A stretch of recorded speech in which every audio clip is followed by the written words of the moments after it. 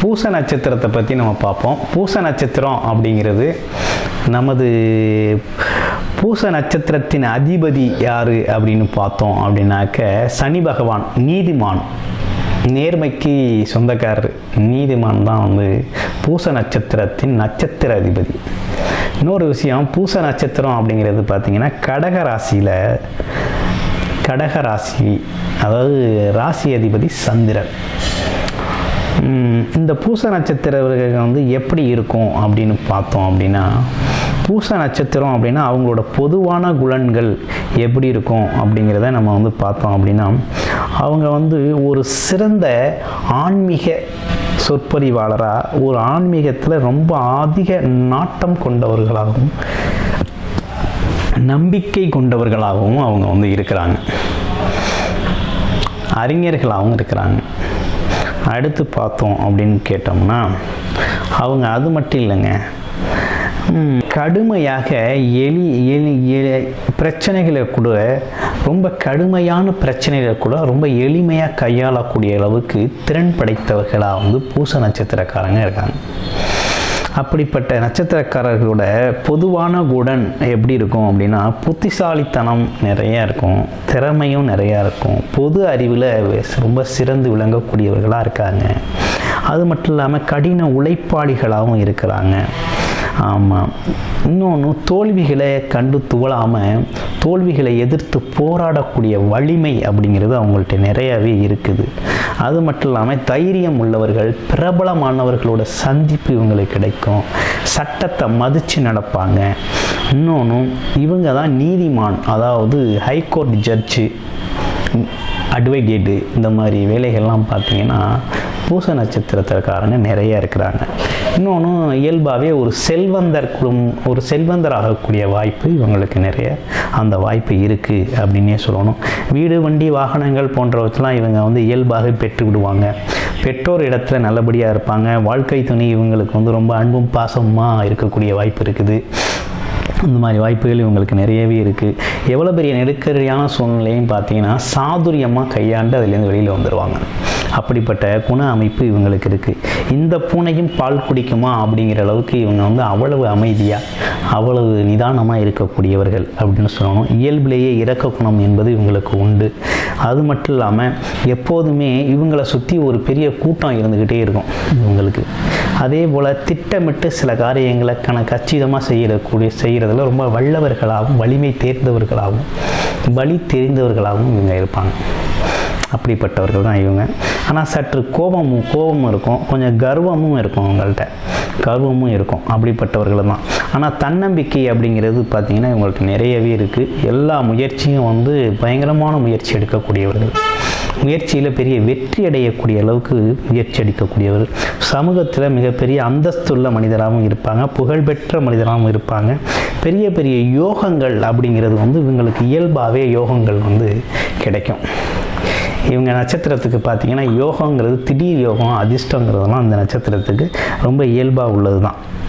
அது மட்டும் இல்லாமல் நட்சத்திரத்தோட இந்த பொதுவான குணங்களுக்கு மத்தியில் ஒவ்வொரு பாதத்துக்கும் என்ன மாதிரி இருக்கும், பலன் எப்படி இருக்கும் அப்படிங்கிறத நம்ம பார்த்தோம் அப்படின்னா, இப்போ பூசம் முதல் பாதத்தில் பிறந்தவங்க எப்படி இருப்பாங்க அப்படின்னு கேட்டிங்கன்னா,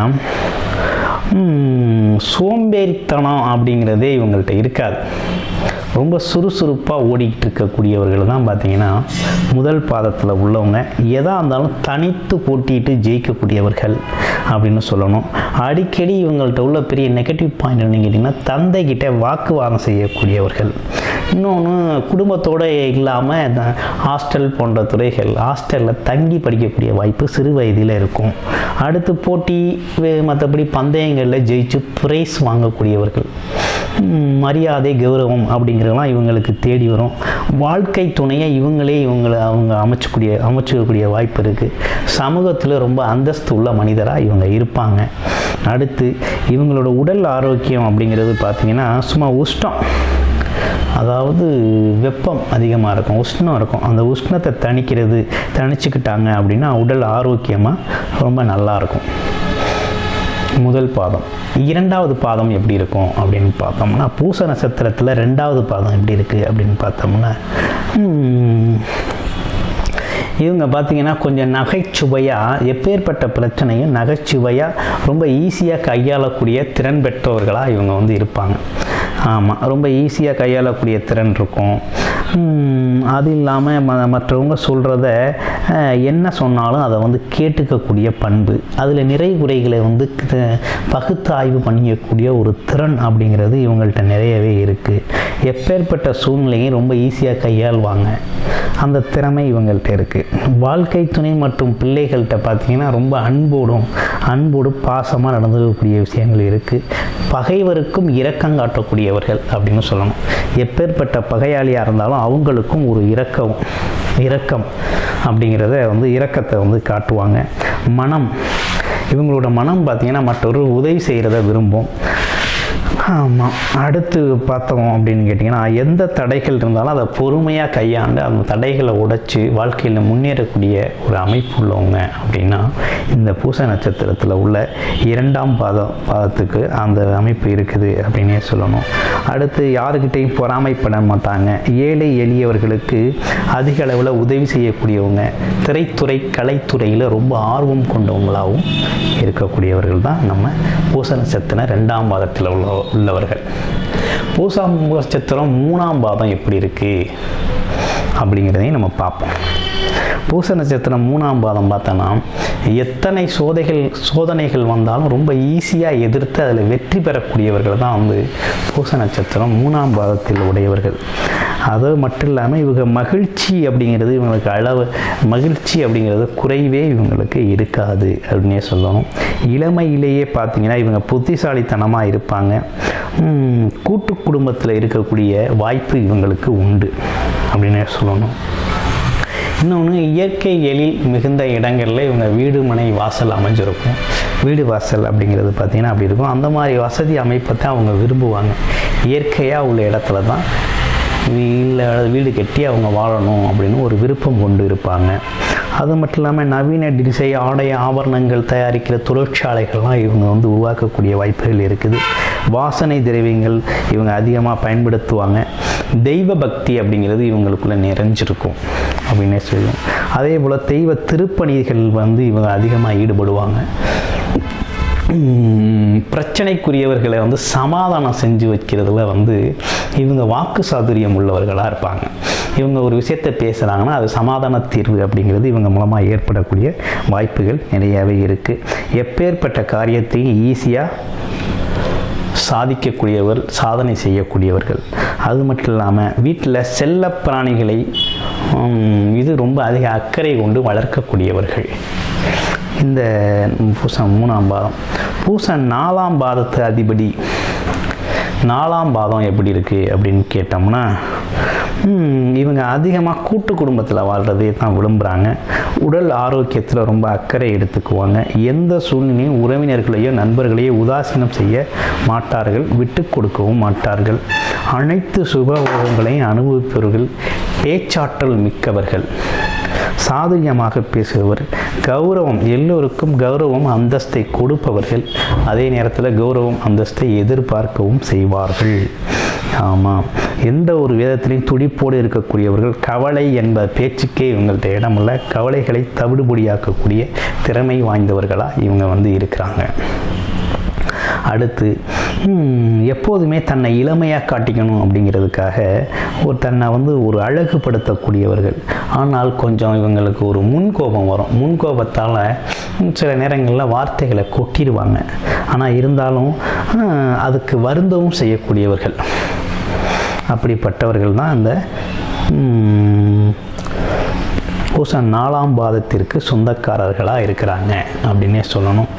இது இந்த நட்சத்திரத்துங்களுக்கு சாதகமாக இல்லை அப்படின்னு சொல்ல போனோம்னா, பூச நட்சத்திரத்துக்கு மகம், உத்திரம், சித்திரை, அவிட்டம், சதயம் போன்ற ராசிகள் வந்து பொருந்தாத நட்சத்திரம். அதாவது சாதகமாக இருக்காது, இவங்களுக்கு சாதகமாக இருக்காது. இந்த நாட்கள் பார்த்திங்கன்னா இவங்க இந்த நிகழ்வுகள் தவிர்க்க வேண்டும். இந்த மாதிரி நட்சத்திரத்தில் சில விஷயங்களை தவிர்த்துக்கிறது ரொம்ப நல்லதாக இருக்கும். உடல் நல பிரச்சனைகள் அப்படின்னு பார்க்க போனோம் அப்படின்னா, இவங்களுக்கு பார்த்திங்கன்னா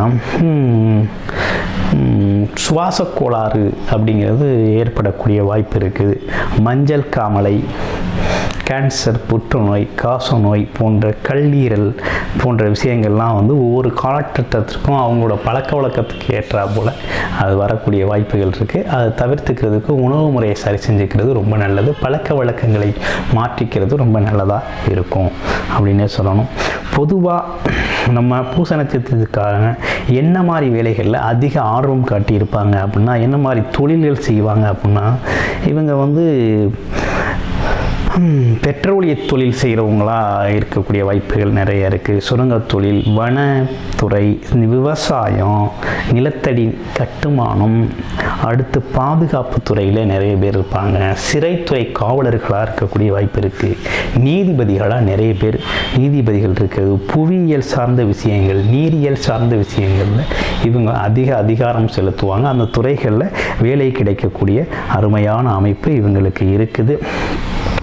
அது மட்டும் இல்லாமல் இவங்க அணிய வேண்டிய கல் அப்படின்னு பார்த்தோம்னா நீலக்கல் இவங்க அணிஞ்சுக்கலாம். ஒரு சாதகமான நிறம் அப்படின்னு எடுத்துக்கிட்டோம்னா இவங்களுக்கு கருப்பு, அடர் நீலம், இந்த மாதிரி நிறம் வந்து இவங்களுக்கு நல்ல அதிர்ஷ்ட நிறமாக அமையும் அப்படின்னே சொல்லணும். இப்போ கடைசியாக பார்த்தோம் அப்படின்னா வழிபட வேண்டிய தெய்வம் அப்படின்னு எடுத்துக்கிட்டோம்னா தட்சிணாமூர்த்தியை வழிபடுறது ரொம்ப சிறப்பு வாய்ந்ததாக இருக்கும். பூச நட்சத்திரத்துக்காரங்க தட்சிணாமூர்த்தியை வழிபடணும், தினசரி வழிபடணும். இல்லை அப்படின்னா வியாழக்கிழமைகளில் வழிபடுறது ரொம்ப சிறப்பு அப்படின்னே சொல்லணும்.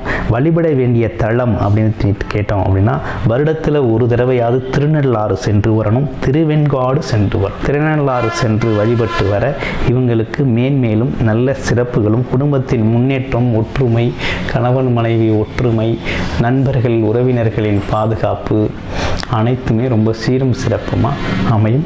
குடும்பத்தில் பொருளாதார நிலை உயரும், உடல் ஆரோக்கியங்கள் மேம்படும்.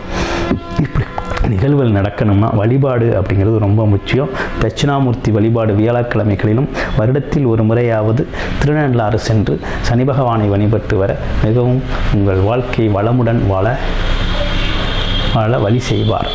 ஜோதிட ஆலோசனைக்கு உங்கள் வாழ்க்கை வளமுடன் ஜோதிடர் குருச்சந்திர வடிவேல். நன்றி, வணக்கம்.